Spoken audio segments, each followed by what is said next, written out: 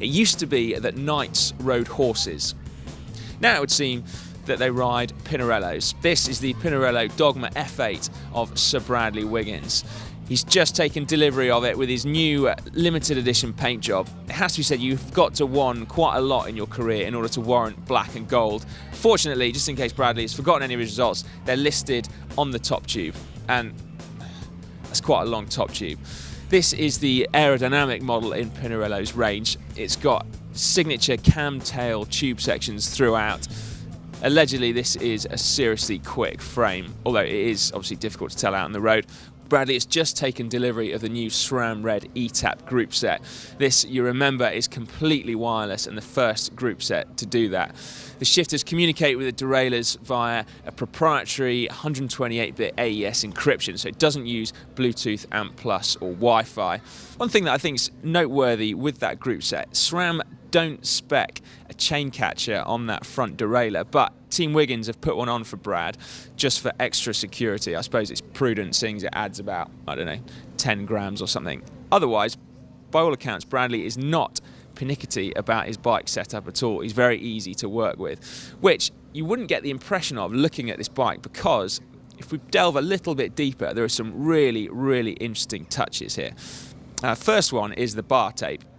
Might look a little bit odd next to the entirely black bike, but it's what Brad asks for, and I suppose white bar tape is pro. Really cool though, he asks for it to be taped all the way to the centre of the stem, exactly as he would on his Madison track bike. You never see it on road bikes. I'm not entirely sure why you don't see it on road bikes, because that looks very, very cool indeed. I might give it a try actually. Another really striking detail is the crank length. No, seriously, it is very interesting, because Bradley is about 6'3", so what's that, 190 centimetres nearly, but he uses 170mm cranks. He used to use 177mm cranks, but the British track team are apparently getting their riders to use much shorter cranks. So, despite his height and his leg length, Bradley is running really, really short cranks. So that'll be a trend that we need to watch, because one would imagine that'll be adopted over the wider peloton as the years progress. He does seem to be something of a trendsetter after all.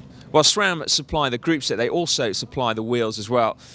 They've got these rather fetching gold decaled ZIPP 404s, although Bradley will actually be racing 303s for the majority of the time, but they haven't got the gold decals, just the 404s. He's got 25mm Continental tubulars on.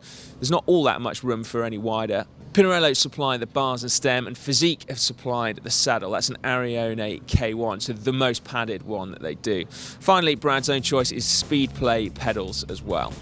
All up then, that is a very, very fitting bike for a Knight of the Realm, and certainly one of the coolest looking bikes out there in the peloton.